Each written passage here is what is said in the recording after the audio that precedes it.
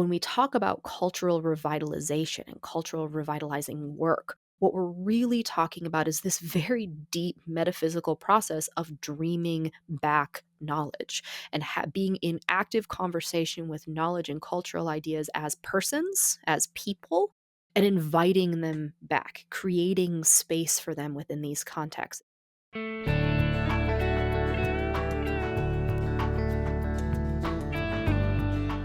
Hello, and welcome to the Art of the World podcast. I'm Matthew Fluharty. On this podcast, we gather with artists and culture bearers from across rural America and Indian country to encounter their creative and cultural vision, to hear new stories about life beyond the city, and to be inspired to bridge divides across the places we all hold dear. If you enjoy this conversation, please join us at artoftherural.org, where you can also subscribe to our newsletter featuring resources, gatherings, and lots of links to exciting creative work happening across the country. You can also find us on social and on Substack at Art of the Rural. We are grateful to folks from across the country who've made tax-deductible contributions to Art of the Rural to make this conversation possible, and to the Ford Foundation and Good Chaos Foundation for their support of Art of the Rural's media programs. Today's guest is Autumn Cavender. She is a Wahpetunwan Dakota midwife, artist, and community leader, focusing on the intersections of art, birth, and storytelling. Raised amidst community historians, Autumn initially focused on Dakota language and cultural revitalization. This background brought a unique perspective to her birth work, first as a doula and then as a student midwife. After establishing a private midwifery practice, she joined forces with Indigenous midwives nationally, culminating in the creation of the National Indigenous Midwifery Alliance, geared towards addressing reproductive care barriers and perinatal health disparities in Indian country. Autumn's artistic journey began as a porcupine quillwork apprentice under elder master artists.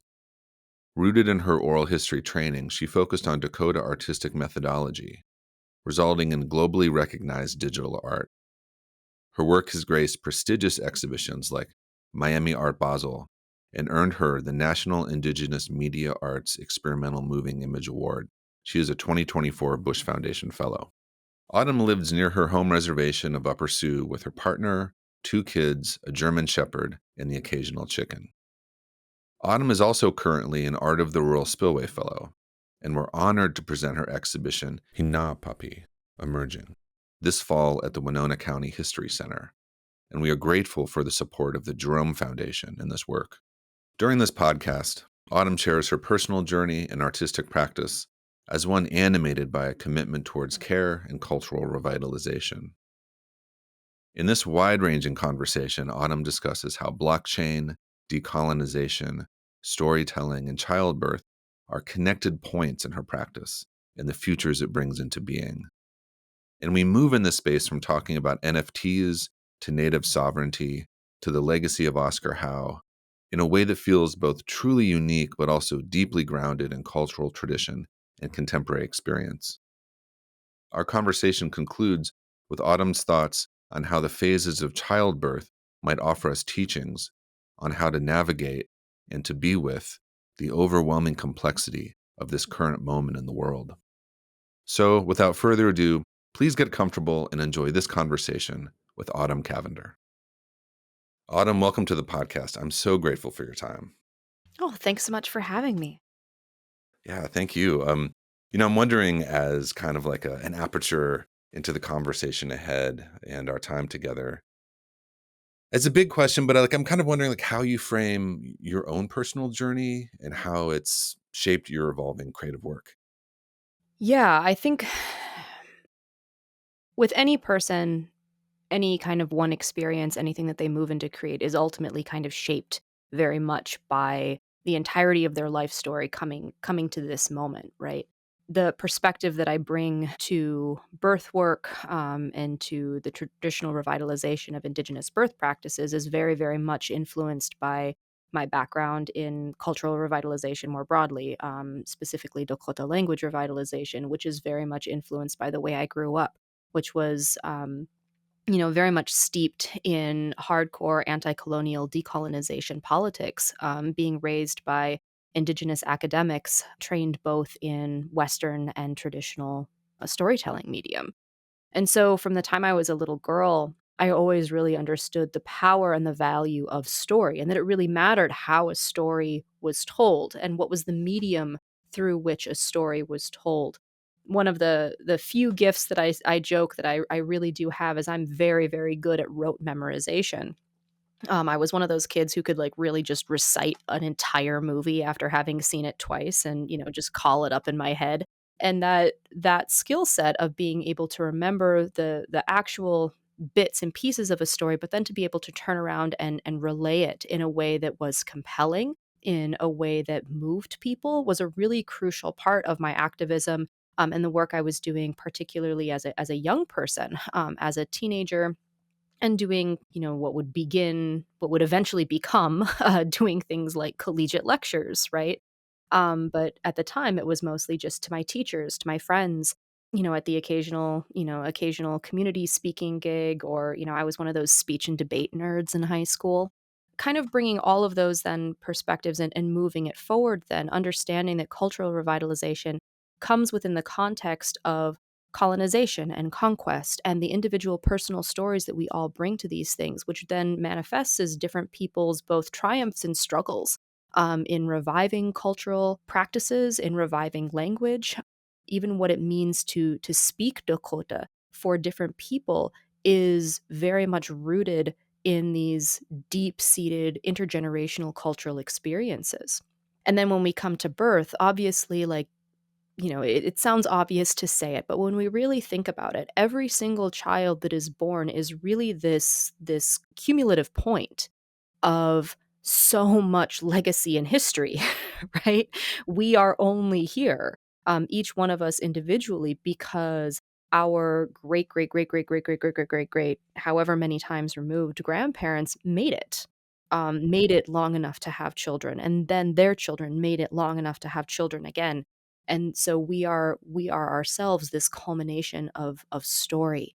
And what's very interesting to me, I was talking with a friend of mine, who's a pastor actually, and we were talking about the power of birth story. And one of the things that people always talk about, you ask any person who's given birth at some point or another, they're going to end up telling you their birth story of how they birthed their children. And it's just such a fundamental piece of the personal narratives that we carry forward into our lives. And it was because of my pregnancy, because of the birth of my first son specifically, that I got into artwork. If you had asked me 20 years ago, I was not an artistic person. I didn't do art. That was something that talented people did. I could talk really well. I could write fairly well, but that wasn't art, right? That was something different. But it was when my first son was born, he needed a pair of moccasins, and I needed to be able to make them. He needed a bonnet, he needed a star quilt, he needed all of these things from a cultural perspective to enter this world in a welcoming and loving way. And I was the person who needed to make those things, and I didn't have that skill set. So I needed to figure out how to do it. And that very much launched then where I've gone with the rest of my art, has been because of these different experiences. And I wouldn't have ever engaged in that if I didn't believe in the cultural revitalization in the first place. So the idea of artistic practice and cultural revitalization are very permanently linked in my head. And so this, obviously we'll talk a little bit more about it in a minute, but the idea then of moving that into the digital sphere and doing high tech or modern technological indigenous art is more, for me, more or less a continuation of those things. And where it all goes next then is of course going to be rooted very much in these cultural experiences, or in these lifetime experiences that I've had, but then again how they're interacting and playing out in real time. Yeah, Autumn, I'm really grateful for that, and for the ways in which those tethers between artistic practice and cultural revitalization, like in your life, in your work, in your way of being, like it helps us as folks who have been moved by your art kind of contextualize the ways in which it isn't counterintuitive for a singular artist to be both a quill work apprentice and an individual minting NFTs. Mhm. Do you know what I mean? I think maybe from the outset for some folks that might seem like hard to put together, you know? Yeah, absolutely. I think if I'm gonna talk about NFTs, I think there's a personal family story that might be helpful to talk about this with. And so when my great-grandmother, Elsie Cavender, was a little girl, she was being raised by her grandparents, and her grandmother was named Isabel Roberts in English, or Maza Okiwi in Dakota. And, my family has kind of made the story of Maza Okiwi quite locally famous anyway. She was 8 years old at the time she survived the 1862 Dakota Death March. Her narrative of that experience, has been widely published, widely researched, widely cited at this particular point in time. And so she's, fairly well known. My great grandma talked about this quillwork basket that Maza Okiwi had in her home. To hear my great grandma tell it, it was a masterpiece of work.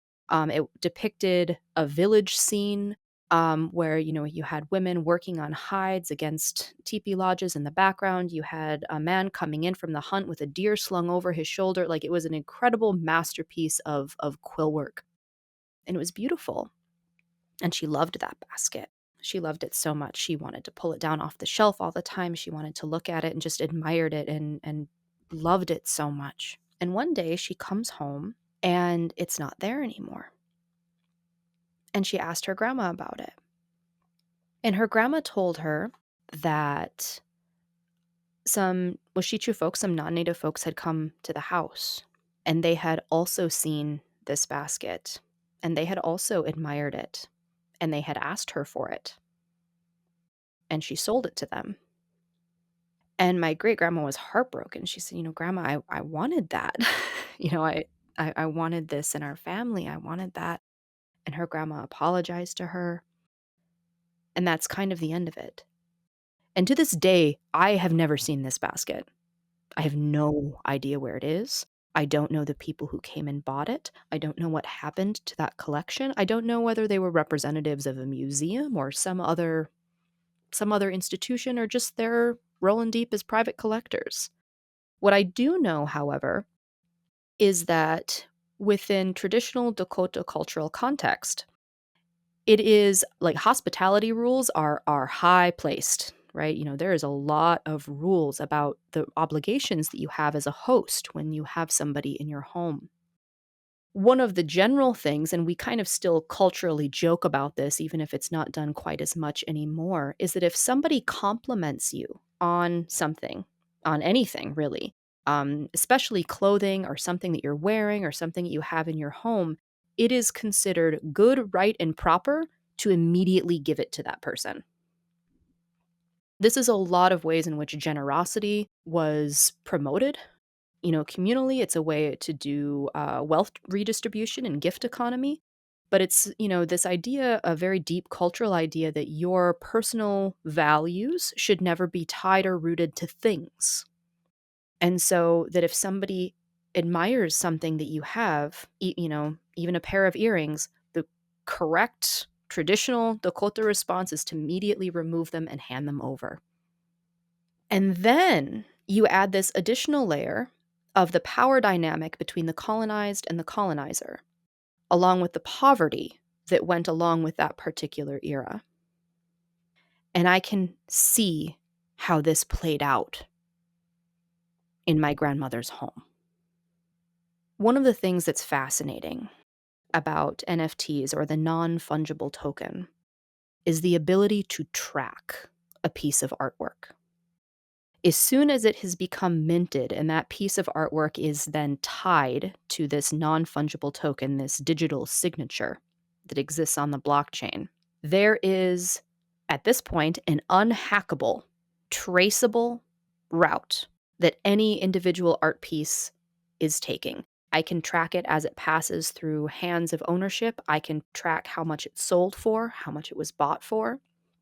Also, as an artist, there's a really cool feature where I can automatically get a cut or a percentage of every single sale that that piece of artwork has. We see this all the time in Indian country, where heirloom quality items are bought for pennies of what they're worth. and then sold for several $1,000s amongst non-indigenous private collectors, museums, auction houses, the like, right? Somebody was joking, you're not joking, they yeah, it's not actually funny, never mind, they weren't joking. They were traveling in Las Vegas, and they went to the pawn shop from that, TV show Pawn Stars, and they were, like, doing the whole thing, and they get in there, and they see a child's vest, fully beaded, like, beautiful, beautiful work, and it's on sale for, like, 9 grand in a pawn shop, right? I would bet a lot that that is not anywhere near what it was originally acquired for, right? So, in my search and in my quest and in my, you know, journeys around looking at displaced, stolen, illegally traded indigenous items that have now ended up in museums literally around the world. I was literally just at the Humboldt Forum in Berlin, and witnessed this kind of like firsthand in a very real way. Our things, our heirlooms, have traveled all over the world, and we no longer have access to them. We can't even see them, let alone interact with them. And if we've, and this goes true for ceremonial items as well. So you have items with a huge amount of spiritual, cultural meaning attached to them, and they're so far away from us now that we can't even visit them, right? And so the NFT aspect for me is like a really fascinating cultural answer to this idea of provenance. Where does a piece come from? Who has had it? How has it appreciated or depreciated in value? And where is it now? And so as a native person then with this kind of this intergenerational trauma of having your shit stolen, this is a very appealing, interesting, and borderline seductive idea. The thing that also like bears mentioning is that the vast majority of museums, or even if you're looking at auction houses, or you're looking at anywhere where they're buying and selling native items, the provenance on these pieces is awful. They cannot tell you actually who the artist was or who first owned it. Provenance begins with the first white owner. The provenance begins with the first colonizer who had it in possession. And they don't even have to tell you how they got it. Authenticity is assumed, right? And so, like, what does that do in terms of actively devaluing the work, honestly, specifically of Indigenous women? Because most of the quill work, the beadwork, the hide tanning, the weaving, culturally, from a global perspective, most of those things are either women or Indigenous queer arts. And so, by erasing the artists, let alone who those pieces were specifically made for, but erasing that huge amount of artistic work is an active devaluing of the labor of Indigenous women and Indigenous queer people. And that really sucks. I think it's really interesting that in terms of the conversation around crypto or the blockchain or NFTs, which we're publishing this podcast. It's out on the open. I also think these are technologies which are pretty profound, probably long term for artists, for culture bearers. We're in a moment though right now where we're definitely kind of in a low point of the public perception of these technologies for a whole host of reasons. None the least is the way that the current administration is sort of kind of blatantly profiting off of these technologies in a really shallow way. I'm really grateful, for your presence because Autumn, like you've been one of the people who's really opened my eyes to like the really profound potential for these technologies, to be real portals towards representation and sovereignty, kind of writ large. Once we're using these technologies as tool towards outcomes that we're seeking, and I'm just like curious, we're talking in the fall of 2025 right now. What would you hope for the future of these technologies for your work, but also like, for these interlaced questions of representation and sovereignty long term?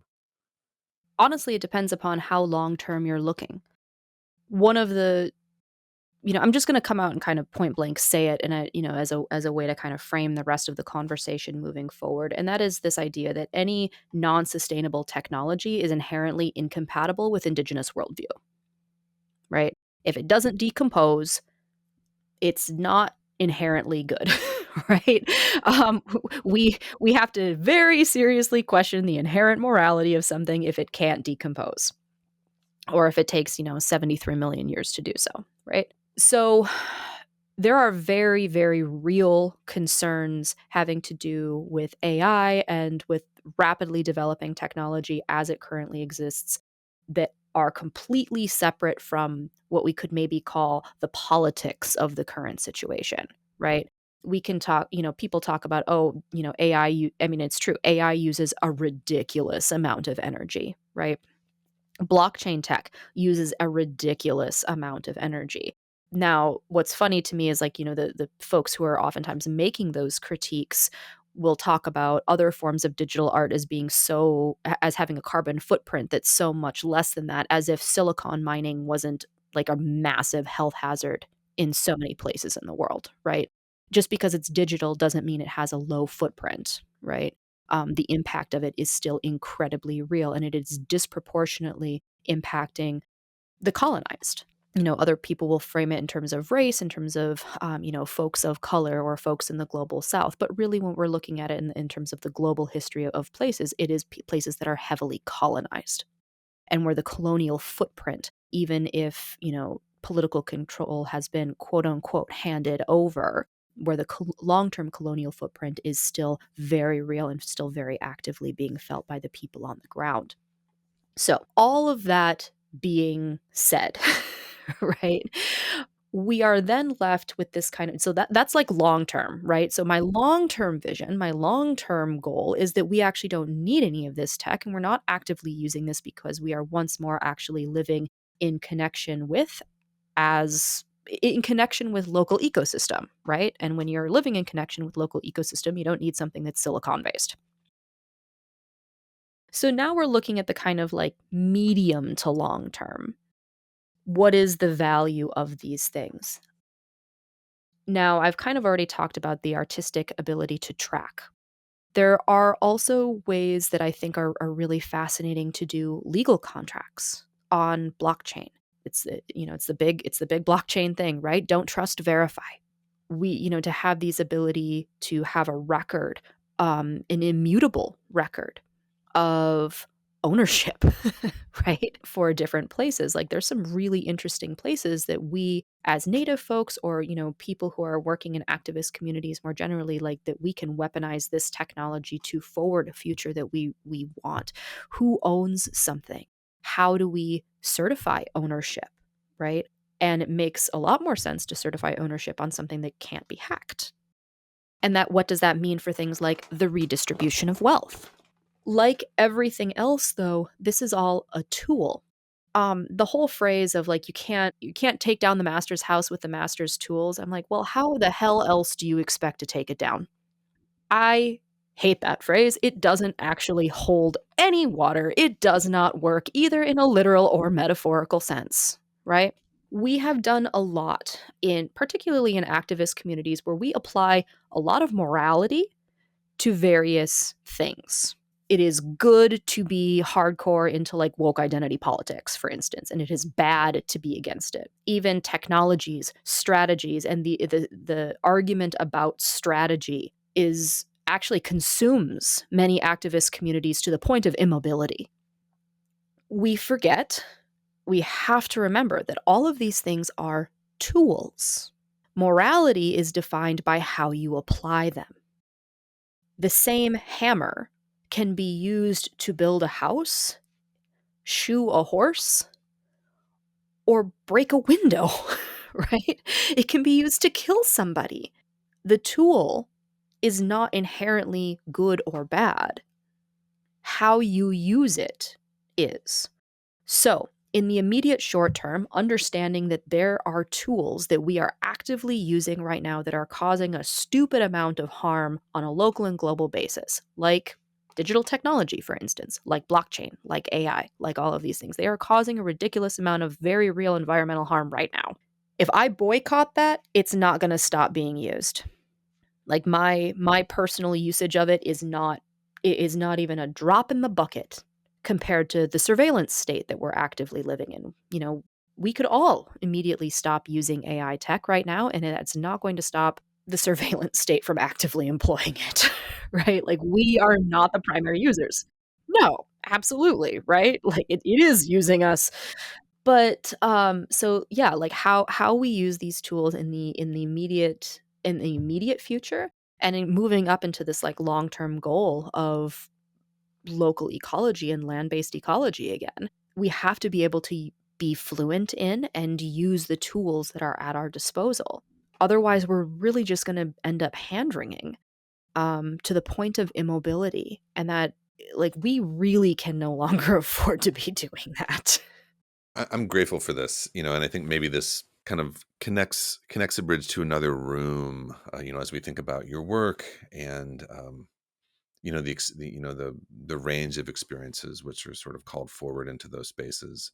Like, I mean, what I'm kind of hearing between the words of what you just shared is a tool is a tool, and we can talk about tools as metaphors, but it's important to understand the distinction, almost the distinction between the noun and the verb of something.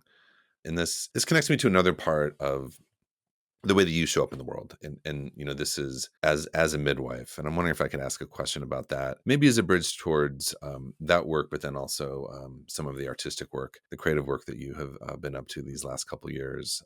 And for me, it made me think back to when you were in Winona. I think it was earlier. It was like earlier this fall when you were in town to install the Hanapapi emerging installation.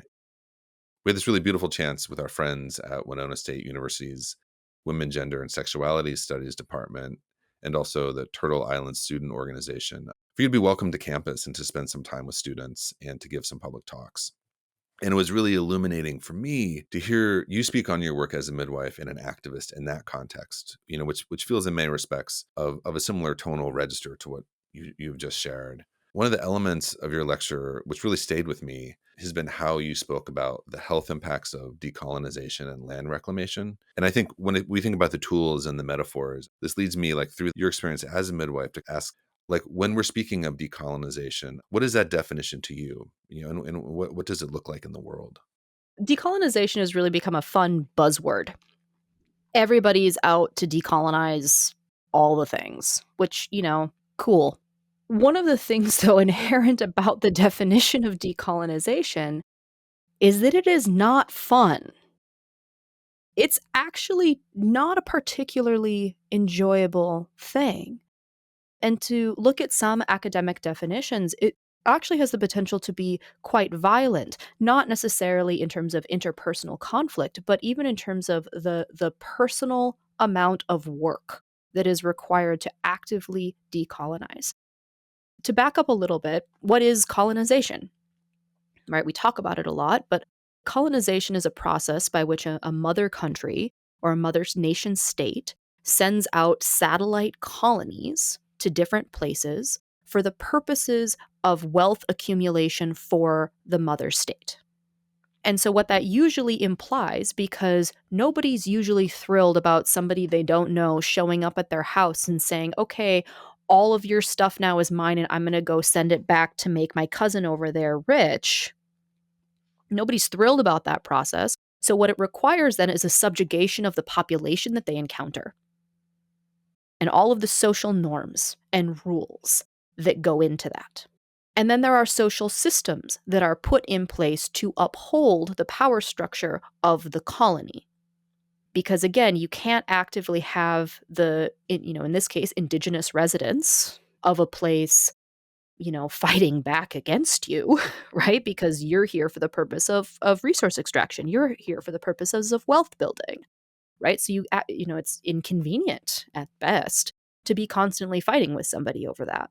So you have genocide as one of your possible solutions to this. But as it was, I'm trying to remember the year that this happened. It was actually debated on the floor of Congress how much it would cost to kill every single Native person in the United States. And it was literally just deemed too damn expensive because of the military campaigns that it would require into remote areas. It was going to be much cheaper to assimilate, educate, and Christianize them.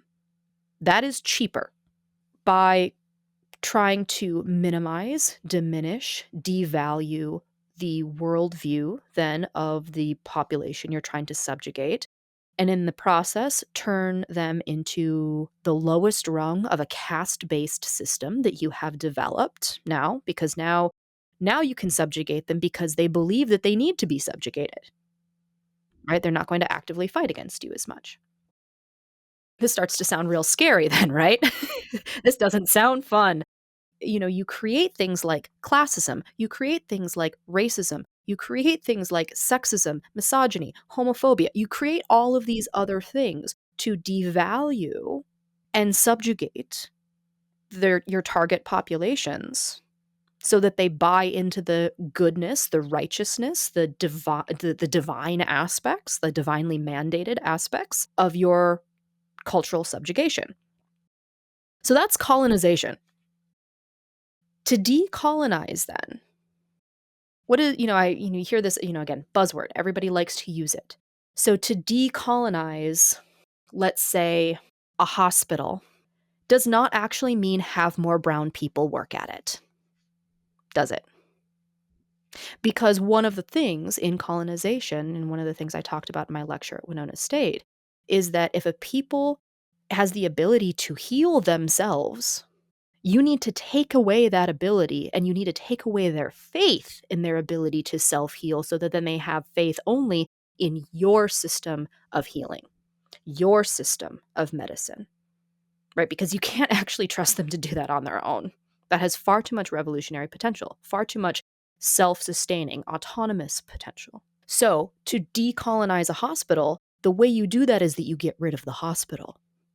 And that's a lot scarier of a proposition. That's a lot more difficult, isn't it? And so when we talk about decolonizing Western medicine or decolonizing NGOs or decolonizing all of these other things, it makes me laugh. Because it's like, you don't actually mean what you think you mean here, right? You don't mean what you're saying. Because to decolonize, the nonprofit industrial complex not only means getting rid of nonprofits, but it also means getting rid of the social systems that require them to exist as a functional member of society, because our society depends upon charitable organizations to work because the society isn't communally taking care of its residents. When I talk about like decolonization or anti-colonial politics, and those things are different, right? Decolonization versus anti-colonial. Like anti-colonial is much more about sovereignty. Who has governing power over a place? And so anti-colonialism is removing the colonial power's influence over a particular place. It could be said, and obviously this is a much more nuanced political situation than I'm talking about right here, but at its most basic, Ireland trying to get rid of Great Britain and the United Kingdom and to reunite the Irish Isle, that's fundamentally an anti-colonial struggle. And yet, isn't fundamentally decolonial if the structures themselves are still in place with the different body politic. Totally. And again, what I'm going back to our previous conversation about the placing of morality on things. I am not placing a higher morality, at least right now, on decolonization versus anti-colonialism. These are responses of the colonized to the colonizer. These are responses of the oppressed to the oppressor. It should never, I would hope, to never be so arrogant as to assume to tell other people how they should best fight off their oppression, right? We need every tool in our toolbox. And for some people, anti-colonialism is what they want. For some people, decolonization is what they want. It depends. And that ultimately has to be the choice. And for, honestly, some people don't want either of those things. They want assimilation, right? Because of all of the things, right? These are all real, and we could even argue healthy responses to the colonial state, right? Different people respond differently to the same traumas, right? To the same situations. And those, that happens both on an individual and also on a collective level. These are not incorrect responses to the violence being done by the process of colonization, but different people are going to land in different places about what they believe is appropriate. Now, I am being told, and I'm unfortunately having to agree, is that I am losing the battle on the linguistic battle on decolonization. That people, it's like people have taken the word. It doesn't mean anything anymore. You got to move on, Autumn. And I'm like, don't tell me that. Um, yeah, and what it what it then kind of means for like the broader population right now, right? Because we can't like people just can't go back to Europe, right? Like, what does that mean then in terms of like land back and, other, indigenous politics? Like we really do have to have a serious conversation of what tribal sovereignty means in these situations.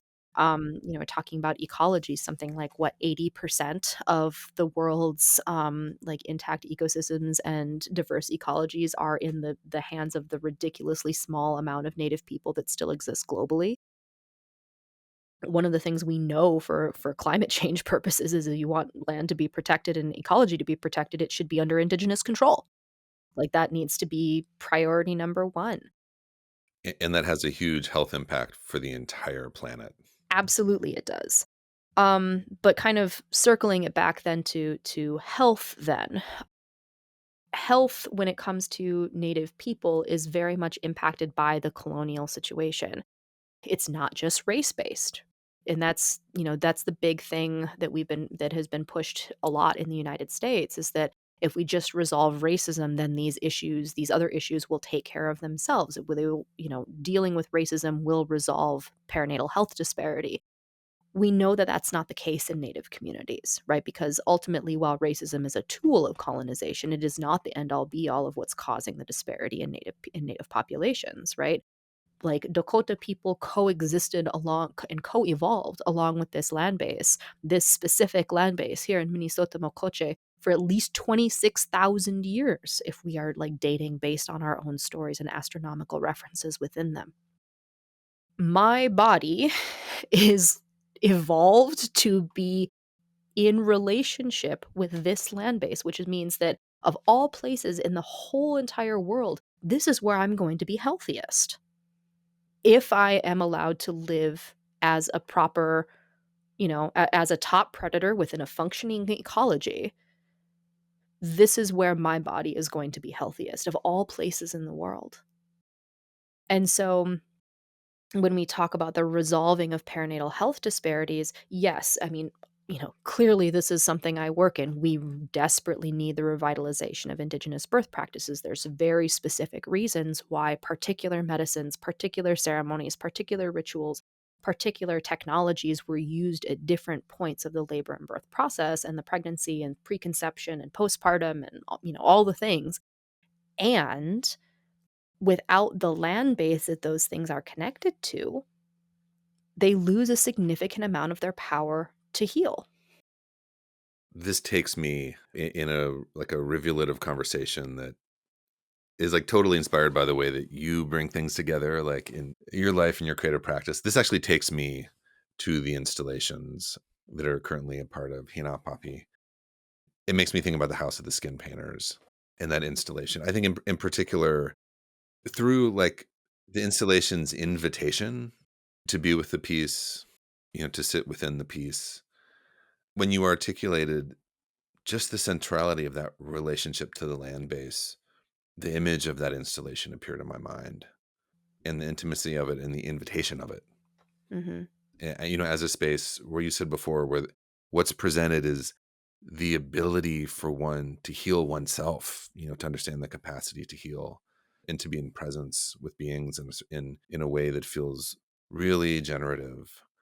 And I should say for folks who are listening to the podcast, we'll have links in the show notes to Autumn's work, absolutely, but also to these individual installations. Autumn, please add a deep degree of nuance to what I'm about to share. But one of the real kind of centerpieces of this installation is an installation called The House of the Skin Painters. Like a really significant memory for me in this period, this moment we're living in right now, which we could define it however we want to define it, was us putting up that installation, and then this moment where we sat down on the bison hides, and it was as if like all of this weight left my body. It's like almost hard to describe with words, like, how powerful it was for me. And what I'm realizing now is that, the power of what I experienced in that moment probably was an inkling, a germ, a small seed of an awareness of that ability that we can heal each other. We can heal each other together. We can exist outside of these hierarchies in a way that's fundamentally more grounded to where we are.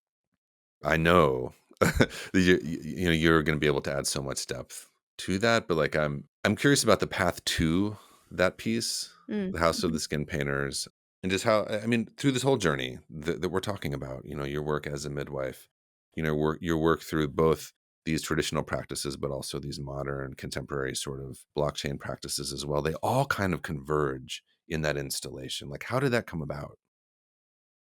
The journey to this piece, again, we've already kind of talked about this idea of accumulation of pieces or of experiences or of journeys that lead to a particular moment.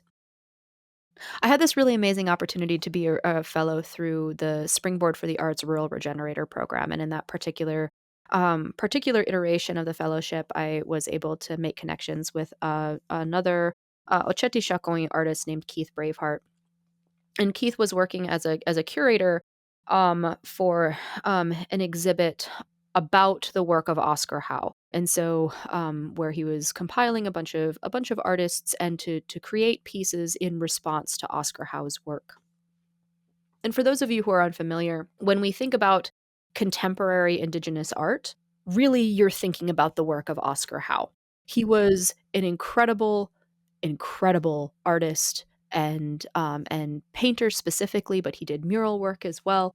But what he really did was pushed the envelope on what it meant to be an Indigenous artist. And he pushed back on the notion that we still have to fight against today, that Indigenous people, because remember, because of colonization, Native people can't really exist, right? We must always be a thing of the past, or we must be continually disappearing. Otherwise, the narrative around manifest destiny doesn't really work. And there's a cognitive dissonance to the rightness of it if Native people are around, right? Because it meant that, if Native people are still around, then they kind of have to be removed in order to have access to Native land. That's a whole other thing, but it deeply influences this idea and the impacts around Native art then. Native art must also always be historical. It must always be ethnographical. It is the subject of ethnographies and archaeology and anthropologists is always something that exists in the past. And so Native people as artists are not allowed to exist in the present, right? We can't use contemporary mediums because that's a violation of this kind of agreement about what native art is, which is always kind of relegated to really anything, like it can't be anything later than about 1900, right? It must be beadwork, quill work, sewing, paint, like hide painting. Like there's a very specific list, like category list of like what qualifies as native art, right? Under this kind of paradigm. Oscar Howe really pushed back against that. He was a contemporary painter working with contemporary medium, and he was damn good at it. And his work really just screams for recognition because it is so powerful and so moving. And he would actively have to fight against people telling him that it wasn't real native art because it wasn't hide painting, right? Because it wasn't beadwork or quill work, right? We as like a collective group of indigenous artists owe so much to the foundational work of Oscar Howe.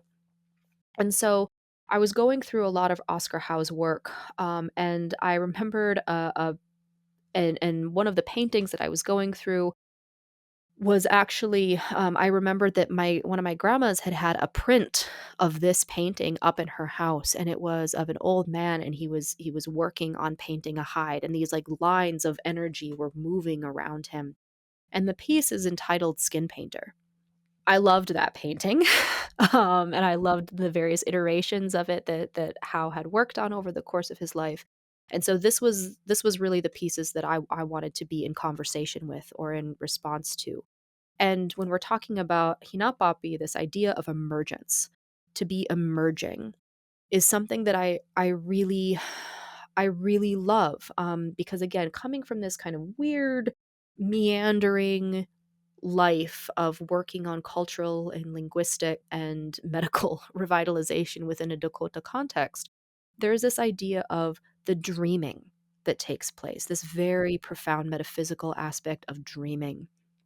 and that before a piece is made, it exists elsewhere. It exists in kind of the great, we could joke the great beyond, right? But, from a Dakota perspective, which sees personhood as not something that's relegated solely to humans, right? Ideas, concepts, objects, other animals, plants, rocks, all of these also have personhood. These ideas and designs also have personhood, and they come to us in dreams to be able to tell us how they want to be portrayed. And so, really, when we talk about cultural revitalization and cultural revitalizing work, what we're really talking about is this very deep metaphysical process of dreaming back knowledge and being in active conversation with knowledge and cultural ideas as persons, as people, and inviting them back, creating space for them within these contexts. And so, for me, the House of the Skin Painter is a full installation of first of all, of bison hides on the floor. So again, talking about being in relation or in conversation with ecology. Bison, like Dakota people, we are buffalo people, right? We are in active relationship with bison. Bison gave us our social structure. We model our social structure off of bison, right? They are one of our first and biggest teachers as people, and we are to conduct ourselves as bison do within their herds and within their families and communities, right? And so the relationship that we have between them, when a bison is killed, every single part of that buffalo is used. There's a point and purpose to every single piece. Nothing goes to waste, right? Even like the like ankle bones are used as like toy horses for kids because like that's what they look like, right? Every little piece. So we're coming from this like really intense relational history with this animal, and I can count on my fingers and toes the number of times I've seen one in the wild. Like, part of the process of colonization is also about undermining indigenous relationships with land, but when that's really difficult unless you, like, kill off huge numbers, huge pieces of its ecology, right? Like, the bison herds of North America were legendary, right? As far as the eye can see in every direction, there are these moving bison herds across the plains. Like, I can't imagine that. Right, like, that defies my comprehension. It's never something I've seen in my life. Most of the bison I see are behind barbed wire fences. Also because of the accessibility, of bison. Bison hides themselves now hold particular level of gravitas in Native communities. Like, the ceremony is real damn serious when they busted out the bison hide. It's a thing that's very important. There's a weight to pulling this out and being in recognition of this particular relationship. And so one of the things that I have found to be very profound in my life, though, is reestablishing the day-to-day connection with these things, with these bison hides, and by extension with this animal, right? And so making points to take my family, to take my children to go visit buffalo wherever we can, right? Even if they are in captivity, but for the hides themselves, to remember that we used to make babies on these things. We used to birth our babies on these things. When we died, we were wrapped in them. This is a profound day-to-day piece of our lives that we have in many ways been stripped of connection with on a day-to-day basis. Right now, it's only brought out for high ceremonial purpose. And so for me, one of the big connections that I want to do or want to make with my artwork is reconnecting people to the day-to-day nature of these things. And so in the House of the Skin Painters, the floor of this house is buffalo hide.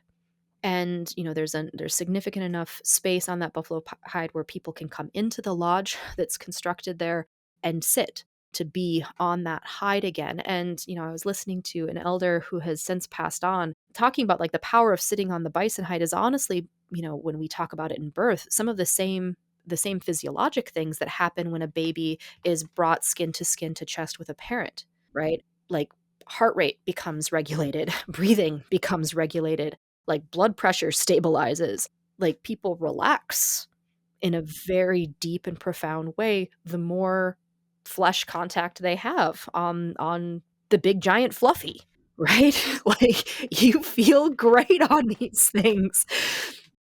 And, it's always funny, the big thing with, anthropology and native communities is like, "Oh, the primitive technologies of native folks." It's like, "I'm sorry, this is peak technology here. You cannot improve on this."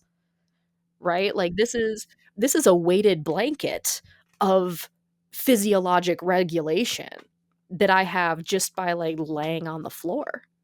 It's real hard to top this. And so being in this house then looking at then a bison hide that is turned flesh side up, so the fur is down below, and that moment of the skin painter, of, this elder, this historical recorder, this somebody who is in active communication with the spiritual world of ideas and the metaphysical aspects of that relationality. What is the moment right before they actually put paint to hide? When it is nothing but potential, when it's nothing but potential for story, right? Which story, which design, which thing is coming forward in this moment wanting to be told? We have a really amazing tool with projection, right? And where we don't have to settle on a single image. And so the digital piece that accompanies the House of the Skin Painters is very much about this, is this idea of the dreaming that comes in that moment, the waking dream that comes right before that paint is put down and the possibilities begin to collapse, right?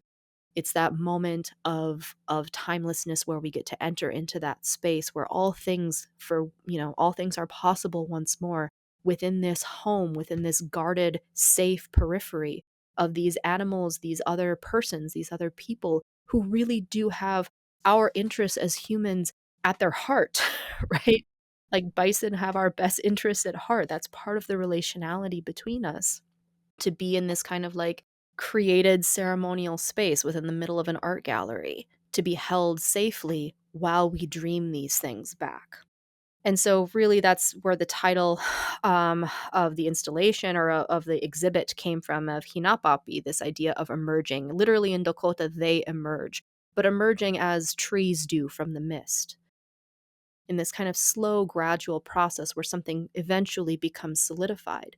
As I said earlier, the process of cultural revitalization is in many cases making space for this knowledge to come through, making space for the designs to come through, making space for things to visit in this waking dream to be manifested in a much more real, concrete sense. People who are engaged in language revitalization talk about the spirit of the language itself coming through, and how do you work with that spirit, be in communication with it so that it has the space provided that it needs in order to manifest itself in a physical way. And so if I'm getting hella philosophical about I'm here for it.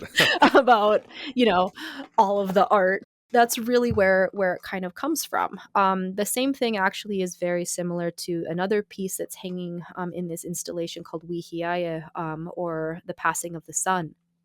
I actually developed that piece in connection with my oldest son. His name in English is Dacian. His name in Dakota is Iangmani. When he was little, he would just kind of like make these little pen drawings, and we kind of used them as stamps, and kind of constructed these digital landscapes, and moved the stamps, utilizing AI tech, kind of where these different stamps should be in these places. And it overall, over the course of all of these different images, I think it's like over 4,000 images at some point or another, it creates this illusion of the passing of time and the passing of all of these things, and what are the movements of people and of bison and of ceremonies and of death, and like where do all of those things fit in the passing of the sun.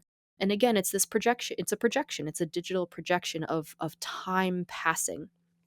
In this case, it's an elk hide, that's on exhibit there.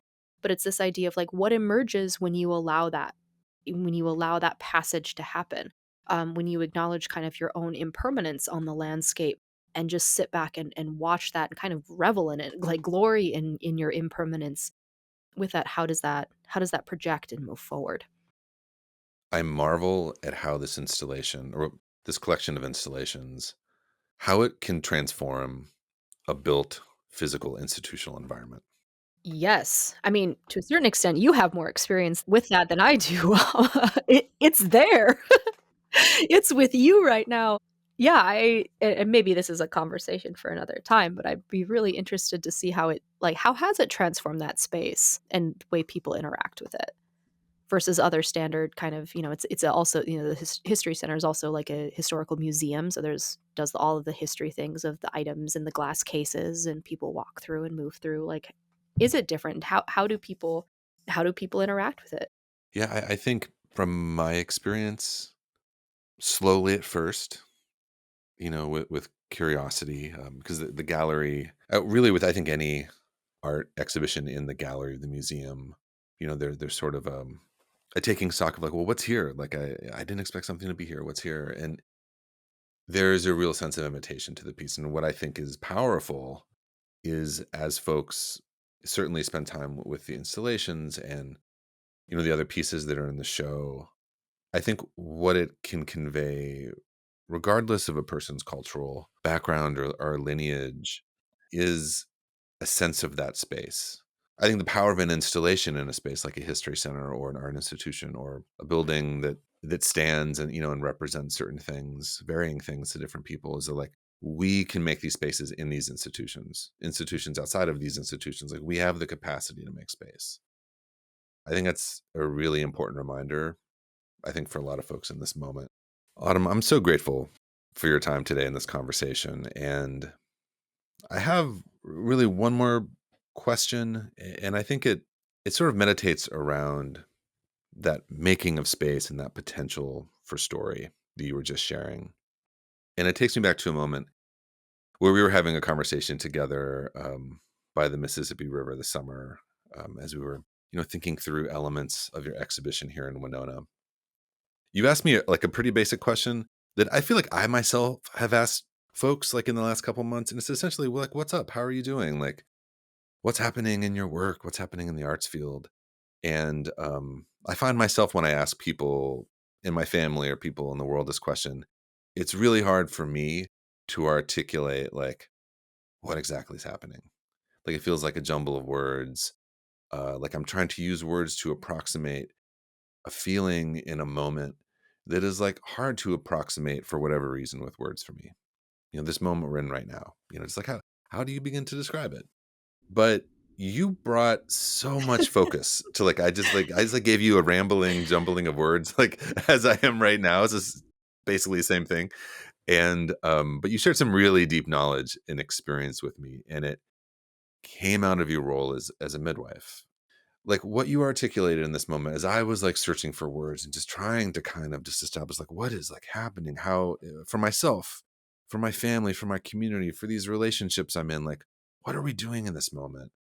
You were like, this is like the phases of labor. Mhm. That was like kind of like what you dropped on me in that moment, and I was so grateful to hear that. And I'm wondering if just for our listeners you could share more about that notion of phases of labor and these spaces of transition from your experience. Absolutely.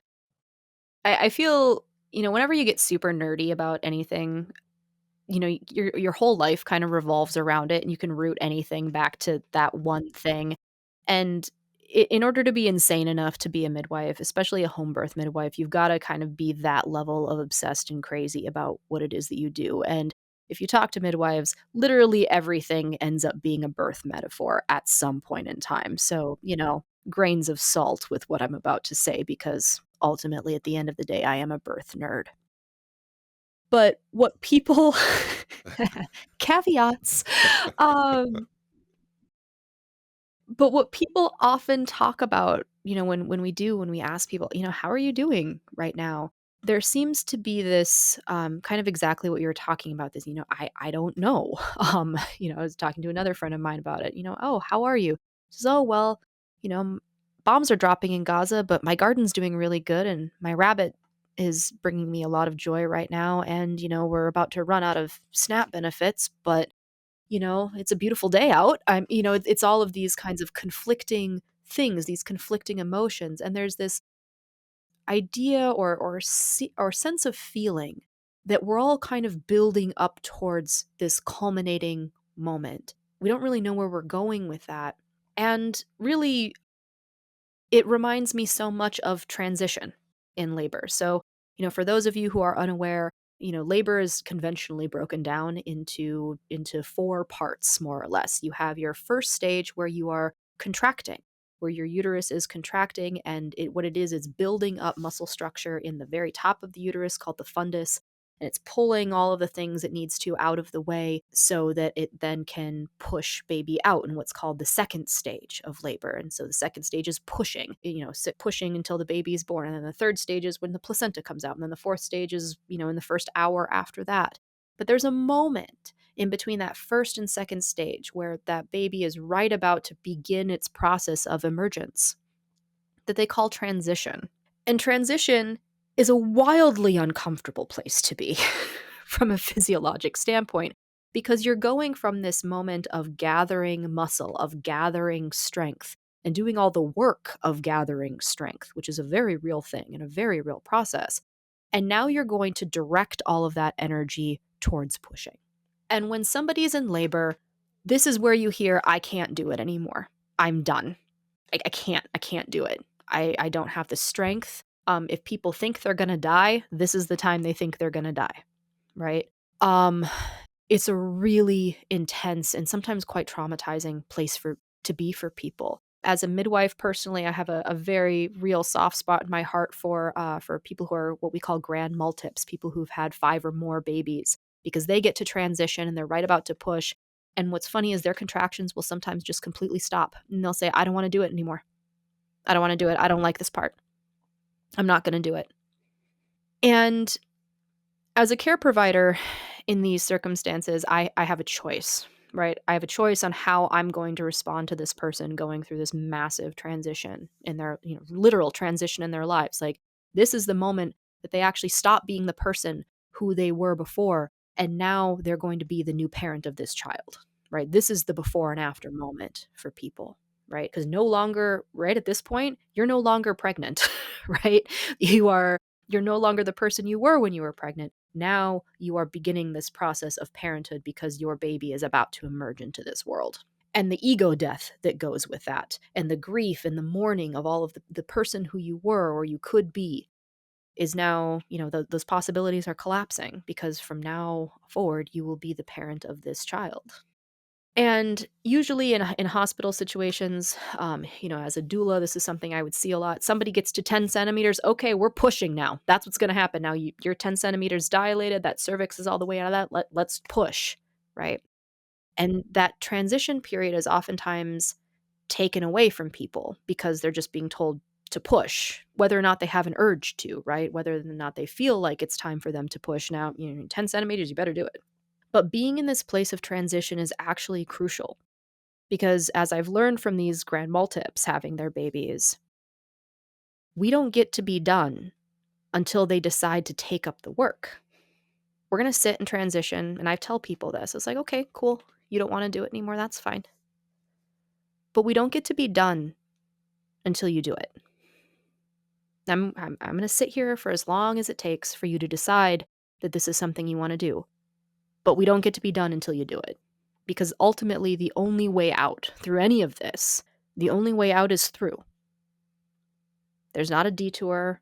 There's not a sideways. Even if we go in for a surgical operation, for a cesarean section at this particular point, you still got to go through that process to come to the other side, right? There's not an easy out to this one. At the end of the day, the only way out is through. And sometimes it takes. I think the longest I've ever sat with somebody was 2.5 hours. Checking on baby, checking on heart tones, making sure, everything's good. There's no emergency happening. But we're going to wait until you're ready to push. And inevitably, what always happens is they go, all right, fine. And then they, sneeze and a baby comes out, right? It's like 2 contractions, right? Like, kids right there. But there's this moment of autonomy, right? This moment of needing to take up that choice. And that the transition point can be really scary. And you don't know what's happening. It's an incredibly confusing time. And we live in an incredibly confusing time right now where we're bombarded with different sensations and different stories and narratives all the time. And it's very difficult to make sense of it. And then we have our physiologic response to all of those things happening. And, our brains are actually not wired to understand that a genocide is occurring on the other side of the world, and also it's a beautiful day and my kids are laughing, right? Like, we're not good at that kind of bridge, right? The cognitive dissonance of those things. We're not good at that comprehension, and it's an incredibly difficult place to be. But it's also a really beautiful moment where there is so much potential of everything that could be born at this moment, everything that could emerge, haha, full circle, at this second.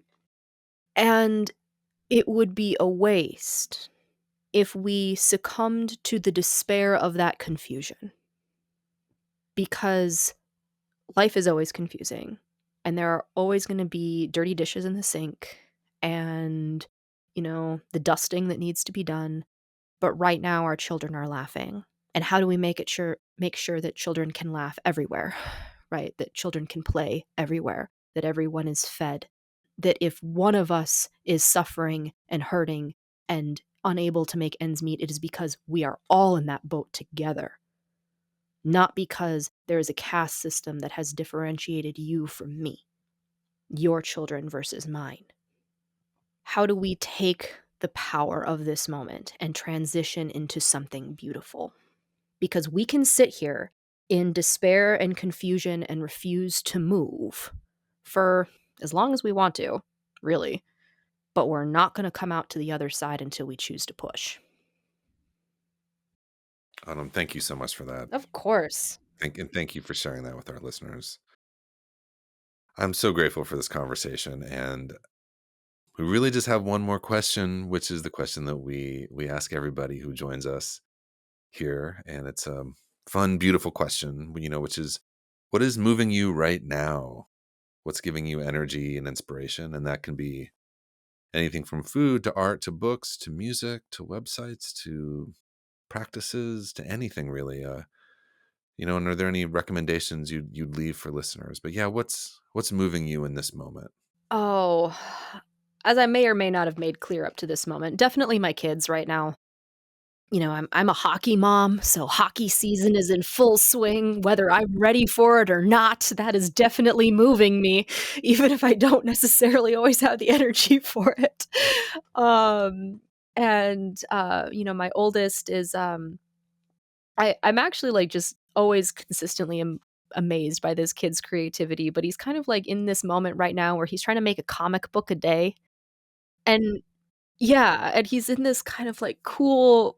I mean, I don't really get it because it's not really, like, my genre of humor, but things like Dog Man and Cat something, or, like, the yeah. And he's making kind of like those style comics, but, taking pictures and printing them out and then putting them in comics and writing his own, like, narrative. So he's got this whole world right now called Weirdville, and, like, somebody just crashed this guy's bus, so he's gonna go save his bus that he's, like, low key in love with, but there's an avalanche. Like, it's so, like, it's great, and, like, this kind of relentless creativity. And then, my youngest is he's so funny. He's got this kind of, like, curmudgeonly but relentless generosity to him, where, like, he doesn't wanna be hugged, he doesn't wanna be, like, kissed or snuggled or, like, really touched that much, but you know what? He is going to, like, go get everybody a treat from their Halloween candy, and, everybody, we're all gonna sit and eat our treats together. And, this aspect of togetherness and the love and the sharing that comes from these moments, making sure that everybody has enough in that. And that really brings me, I think, also to ceremony. I've been doing a lot of ceremony in the last year, both, we could say, like, fun community ceremony, but also a lot of death ceremonies, and the mourning that goes with that, but also really loving and leaning into the opportunity that brings to bring together. We say birth and death are some of the last real ceremonies that we have left to us in these industrial societies. Everything else is really scheduled, right? Birthdays, we do birthdays when we have time, right? We do coming of age ceremonies for our kids, but we often, like, schedule that weekend, right? It's not like when a child first begins to menstruate, we don't drop everything and do that ceremony right then. We, like, schedule it. But birth and death are those things where they don't stop for anybody. And so you have to take that moment to be together and stop everything else to give this precedence and priority. And there's something very beautiful in that. I've been doing a lot of travel lately, and that's, I mentioned being at the Humboldt Forum in Berlin. And so I just got back from that trip, which actually, in terms of the energy for my work and my imagining, really I'm doing a lot of comparative theology and comparative cultural reclamation studies right now. And I'm, obviously doing that with other like Native folks and how other Native folks have worked on these things. But I'm actually looking a lot at the revival of Western esotericism and various European scholars in particular that are utilizing even texts like biblical texts or religious texts from different parts of the world and doing excavations into those texts to talk about like pre-Christian or pre-Abrahamic religion spiritual practices, like based on how these kinds of things are discussed. And so that is actually really, really inspiring and gives me a lot of strategies for when I myself am going through different anthropological texts. I joke one of my favorite books out there that I can seriously recommend to absolutely nobody is called, and you're about to find out why, is called The Labor Amongst Primitive Peoples and the Lesser Breeds of Whites by Dr. George Engelman, written in 1882. Now, clearly, that's a terrible, terrible freaking book title, but it's incredibly valuable for the revitalization of traditional birth practices, right? Because this is one of the only ethnographic texts that was written about childbirth. It's mostly surveys by different Indian agent doctors. They have no idea what they're seeing, but they're describing it, and it's being published by this guy. So when I go through this book, I'm having to unpack all of that colonial crap, the racist projections, all of the terrible things that this person is interpreting. Like that's the lens that he's seeing these things through. But that doesn't make what he's seeing any less important or valuable. And that is the gold that I'm sifting out. That's the rice that I'm winnowing out of the chaff here is that piece. And so to see that practice in action in other parts of the world, in other contexts where they're sometimes trying to reach back thousands of years into the past to pull something forward, to dream that knowledge forward, like that's incredibly inspiring and helpful for me.